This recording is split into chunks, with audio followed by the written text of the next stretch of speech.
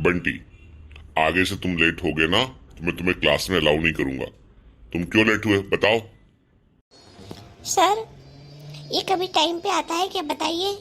ये कभी टाइम पे नहीं आया। ऐसी बात नहीं है सर।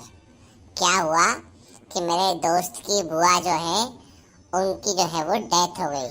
उन्होंने पता नहीं गुस्से में आके सोचा और अपनी हार्ट बीट को बंद कर लिया। उन्होंने कहा अब मैं जो है वो जिंदा रहना नहीं चाहती हूँ, तो मैं अपनी हार्ट बीट को बंद कर लेती हूँ। तो उन्होंने सोचा ऐसा और जो है वो दिल को धड़कने नहीं दिया, हार्ट को धड़कने नहीं दिया, तो मर गई बेचारी।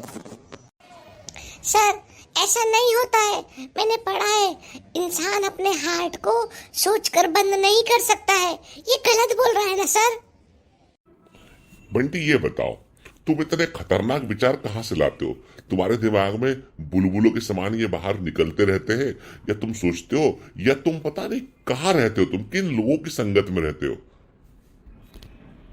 सर, जो सच है वो बता रहा हूँ कि उनकी बुआ ने क्या किया। उन्होंने कहा कि मैं अब गुस्से में हूँ, तो मैं अपने हार्ट को बंद कर रही हूँ, जाओ यहाँ से, और बंद हो गया वो।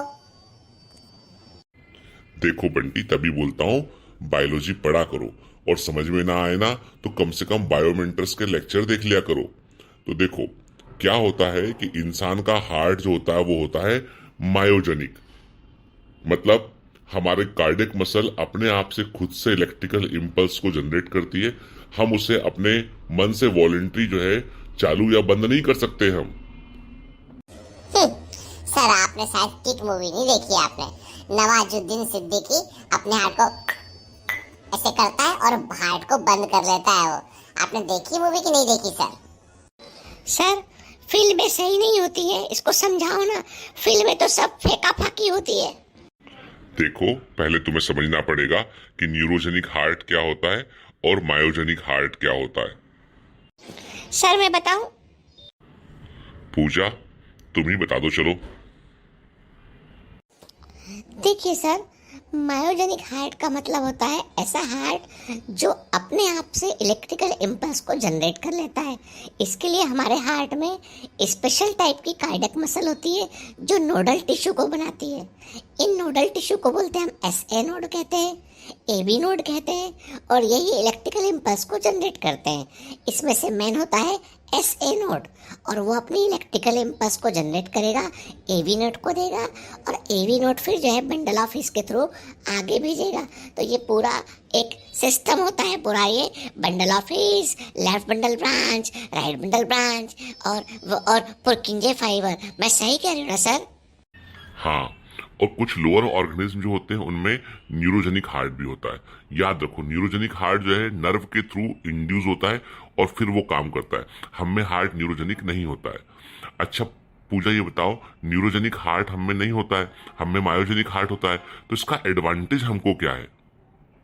सर, सबसे बड़ा एडवांटेज तो ये कि हम कार्डियक ट्रांसप्लांट कर सकते हैं, हार्ट को ट्रांसप्लांट कर सकते हैं, क्योंकि मायोजेनिक हार्ट है। इसका मतलब वो चिंटू मुझसे झूठ बोला कि उसकी बुआ की डेथ जो है वो उसने हार्ट बंद करके कर ली थी। पहले तुम ये तो पता कर लो कि वो स्कूल से छुट्टी मारने के लिए तो बुआ को नहीं मार रहा था, क्योंकि कई लोग ऐसे कहते हैं बुआ न फूफा कि इनके साथ में कुछ हो गया है ताकि स्कूल से छुट्टी मिल जाए। कि कौन जांच करने जा रहा है, पता तो कर लो पहले। हाँ सर, याद आया। वो हर साल अपनी बुआ के बारे में ऐसे बोल देता है कुछ भी, है ना, छुट्टी लेने के लिए। पक्का आज टेस्ट होने वाला था तो उसने सोचा कि मैं छुट्टी कैसे लूंगा और आपको जाके मैं बता दूंगा, तो इसलिए उसने मुझसे ये सब कहा। पर तू क्यों लेट हुआ, ये तो बता दे। सर, मेरी तो नींद ही नहीं खुली थी, तो मैंने सोचा चलो चिंटू की बुआ का ही नाम ले दूं मैं। तुम कम से कम न्यूरोजेनिक हार्ट और मायोजेनिक हार्ट का अंतर ध्यान से पढ़ लेना, ठीक है? और नोडल टिश्यू कैसे होते हैं वो भी ध्यान से पढ़ लेना। जैसे कि SA नोड को हम पेसमेकर ऑफ हार्ट कहते हैं। SA नोड से AB नोड पर इलेक्ट्रिकल इम्पल्स जाती है, थ्रू दी इंटरनोडल ट्रैक्ट जाती है, ठीक है? फिर ये भी पढ़ लेना कि हमारे राइट एट्रियम में राइट अपर कॉर्नर में SA नोड होता है और राइट एट्रियम के लेफ्ट लोअर कॉर्नर में AV नोड होता है। फिर AV नोड से बंडल ऑफ हिज निकलता है, वहां से राइट बंडल ब्रांच निकलता है, लेफ्ट बंडल ब्रांच निकलता है। फिर आगे जाके जो है वो पुरकिंजे फाइबर जो है वो सब जगह पे सप्लाई देते हैं करंट की। ठीक है, पढ़ लो, थोड़ा पढ़ोगे तो काम आएगा ये सब तुमको, है ना। और नीट का एग्जाम ऐसे ही नहीं निकल जाएगा। तुम्हें लगता है कि बस फॉर्म भर देंगे तो एग्जाम निकल जाएगा? अरे बुद्धू, पढ़ना पड़ता है। सर मैं तो क्लास के बाद रोज बायोमेंटर्स के पूरे लेक्चर देखती हूँ, बायोलॉजी के, फिजिक्स के और केमिस्ट्री के। मुझे बहुत हेल्प मिलती है। मैंने तो टेस्ट सीरीज भी ज्वाइन कर लिया है और मैं टेस्ट सीरीज के टेस्ट भी देता हूँ।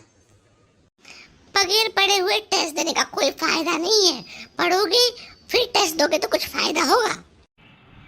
पूजा बिल्कुल सही बोल रही है। पढ़ाई करो, फिर जो है टेस्ट दो, DPS लगाओ तो फायदा होगा। ऐसे केवल किसी जगह पर एडमिशन लेने से फायदा नहीं होता है, पढ़ना पड़ता है बेटा।